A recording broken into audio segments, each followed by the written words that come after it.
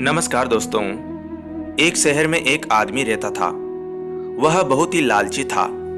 उसने सुन रखा था कि अगर संतों और साधुओं की सेवा करे तो बहुत ज्यादा धन प्राप्त होता है। यह सोचकर उसने साधु संतों की सेवा करनी प्रारंभ कर दी। एक बार उसके घर बड़े ही चमत्कारी संत आए। उन्होंने उसकी सेवा से प्रसन्न होकर उसे 4 दिए दिए और कहा, इनमें से एक दिया जला लेना और पूर्व दिशा की ओर चले जाना। जहां यह दिया बुझ जाए वहां की जमीन को खोद लेना। वहां तुम्हें काफी धन मिल जाएगा। अगर फिर तुम्हें धन की आवश्यकता पड़े तो दूसरा दिया जला लेना और पश्चिम दिशा की ओर चले जाना। जहां यह दिया बुझ जाए वहां की जमीन खोद लेना। तुम्हें मनचाही माया मिलेगी। फिर भी संतुष्टि ना हो तो तीसरा दिया जला लेना और दक्षिण दिशा की ओर चले जाना। उसी प्रकार दिया बुझने पर जब तुम वहां की जमीन खोदोगे तो तुम्हें बेअंत धन मिलेगा। तब तुम्हारे पास केवल एक दिया बच जाएगा और एक ही दिशा रह जाएगी। तुम्हें यह दिया नहीं जलाना है और ना ही इसे उत्तर दिशा की ओर ले जाना है। यह कहकर संत चले गए। लालची आदमी उसी वक्त पहला दिया जलाकर पूर्व दिशा की ओर चला गया। दूर जंगल में जाकर दिया बुझ गया। उस आदमी ने उस जगह को खोदा तो उसे पैसों से भरी एक गागर मिली। वह बहुत खुश हुआ।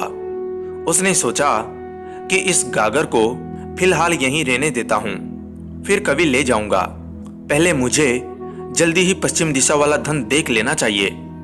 यह सोचकर उसने दूसरे दिन दूसरा दिया जलाया और पश्चिम दिशा की ओर चल पड़ा। दूर एक उजाड़ स्थान में जाकर दिया बुझ गया।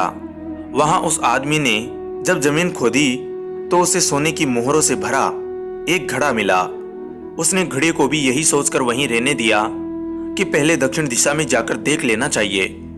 जल्दी से जल्दी ज्यादा से ज्यादा धन प्राप्त करने के लिए वह बेचैन हो गया। अगले दिन वह दक्षिण दिशा की ओर चल पड़ा। दिया एक मैदान में जाकर बुझ गया। उसने वहां की जमीन खोदी तो उसे हीरे मोतियों से भरी 2 पेटियां मिली। वह आदमी अब बहुत खुश था। तब वह सोचने लगा, अगर इन तीनों दिशाओं में इतना धन पड़ा है तो चौथी दिशा में इनसे भी ज्यादा धन होगा। फिर उसके मन में ख्याल आया कि संत ने उसे चौथी दिशा की ओर जाने के लिए मना किया है।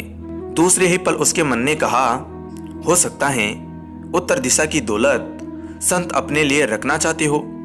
मुझे जल्दी से जल्दी उस पर भी कब्जा कर लेना चाहिए। ज्यादा से ज्यादा धन प्राप्त करने की लालच ने उसे संतों के वचनों को दोबारा सोचने ही नहीं दिया। अगले दिन उसने चौथा दिया जलाया और जल्दी जल्दी उत्तर दिशा की ओर चल पड़ा। दूर आगे एक महल के पास जाकर दिया बुझ गया। महल का दरवाजा बंद था। उसने दरवाजे को धकेला तो दरवाजा खुल गया। वह बहुत खुश हुआ। उसने मन ही मन में सोचा कि यह महल उसके लिए ही है। वह अब तीनों दिशाओं की दौलत को भी यहीं ले आकर रखेगा और ऐश करेगा। वह आदमी महल के एक एक कमरे में गया। कोई कमरा हीरे मोतियों से भरा हुआ था।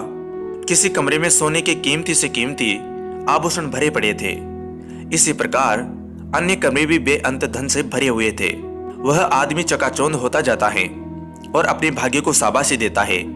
वह जरा और आगे बढ़ा तो उसे एक कमरे में चक्की चलने की आवाज सुनाई दी। वह उस कमरे में दाखिल हुआ तो उसने देखा कि एक बूढ़ा आदमी चक्की चला रहा है। लालची आदमी ने बूढ़े से कहा कि तू यहां कैसे पहुंचा। बूढ़े ने कहा कि ऐसा कर, यह जरा चक्की चला, मैं सांस लेकर तुझे बताता हूं।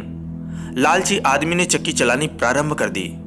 बूढ़ा चक्की से हट जाने पर ऊंची ऊंची हंसने लगा।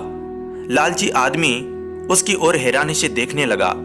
वह चक्की बंद ही करने लगा था कि बूढ़े ने खबरदार करते हुए कहा, ना ना, चक्की चलानी बंद ना कर। फिर बूढ़े ने कहा, यह महल अब तेरा है, परंतु यह उतनी देर तक खड़ा रहेगा जितनी देर तक तू चक्की चलाता रहेगा। अगर चक्की चलनी बंद हो गई तो महल गिर जाएगा और तू भी इसके नीचे दबकर मर जाएगा। कुछ समय रुककर बूढ़ा फिर कहने लगा, मैंने भी तेरी ही तरह लालच करके संतों की बात नहीं मानी थी और मेरी सारी जवानी इस चक्की को चलाते हुए बीत गई। वह लालची आदमी बूढ़े की बात सुनकर रोने लग पड़ा। फिर कहने लगा, अब मेरा इस चक्की से छुटकारा कैसे होगा? बूढ़े ने कहा, जब तक मेरे और तेरे जैसा कोई आदमी लालच में अंधा होकर यहां नहीं आएगा, तब तक तू इस चक्की से छुटकारा नहीं पा सकेगा। तब उस लालची आदमी ने बूढ़े से आखिरी सवाल पूछा, तू अब बाहर जाकर क्या करेगा? बूढ़े ने कहा, मैं सब लोगों से ऊंची ऊंची कहूंगा, लालच बुरी बला है। दोस्तों, वास्तव में लालच बुरी बला ही है। हमें लालच कभी नहीं करनी चाहिए। दोस्तों, कहानी कैसी लगी कमेंट करके जरूर बताएं। वीडियो को लाइक करें, चैनल को सब्सक्राइब कर घंटी को जरूर दबाएं। कहानी को अंत तक सुनने के लिए आपका धन्यवाद दोस्तों।